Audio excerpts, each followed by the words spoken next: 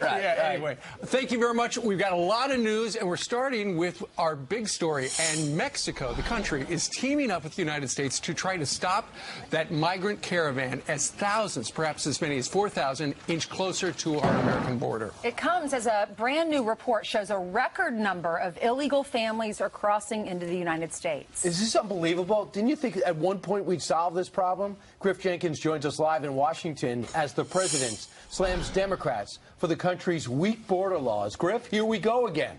Here we go again. Problems at the border, big ones. Now, according to an NBC News report, the Mexican government has sent as many as 500 federal police officers to Mexico's Guatemalan border to try and stop the Honduran migrant caravan that departed October 13th en route to the U.S. The caravan is believed to be as many as 4,000 people now inching closer to our southern border. U.S. Customs and Border Protection are closely tracking the group's movement as President Trump is tweeting about it. He says, hard to believe that with thousands of people from the south of the border walking unimpeded toward our country in the form of large caravans, that the Democrats won't approve legislation that will allow laws for the protection of our country. Great midterm issue for Republicans. Now, this is a record number of illegal families are crossing into the U.S. According to the Washington Post, more than 16,000 were arrested last month. That's an 80% increase since July.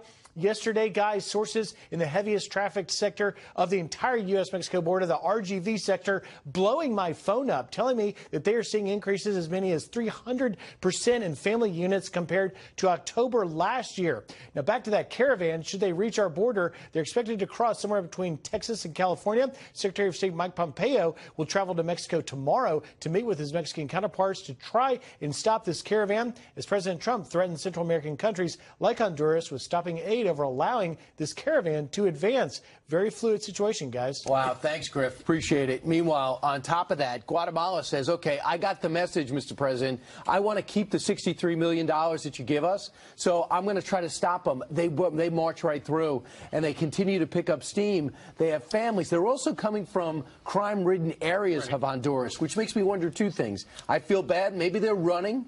Also, I wonder if there's some of these criminals mixed in with these families, so when you come here, you pretend to be somebody else. The president of Honduras has accused unnamed political groups of organizing the caravan based on lies. He said there are sectors that want to destabilize the country, but we will be decisive and we will not allow it.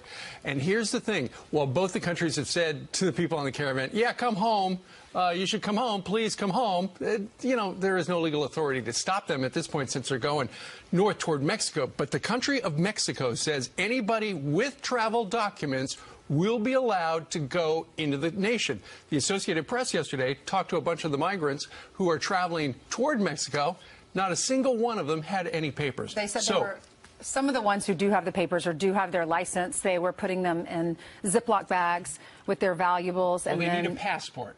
Well, I don't know if it included passports, but I read one interview, and a woman was carrying her baby, and she put everything in her Ziploc bag, and she said, that's all I have. And some people, you know, they don't have cars, and some people were trying to help them. Don't. It was President Obama who knew when the surge happened at the border.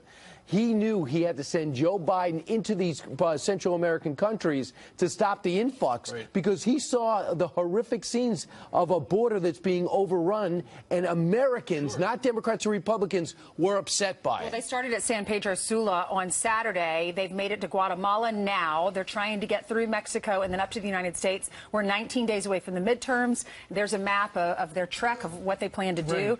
And we're only 19 days away from the midterms. So this is going to be this is going to be a big topic because they're probably going to get to the U.S. around that date, around the midterm election. They are currently 1,300 miles away. And unlike the previous administration, which did not ask Mexico to stop them, this one has. Newt Gingrich says come the first Tuesday in November, this election is going to come down to two words, Kavanaugh and caravan.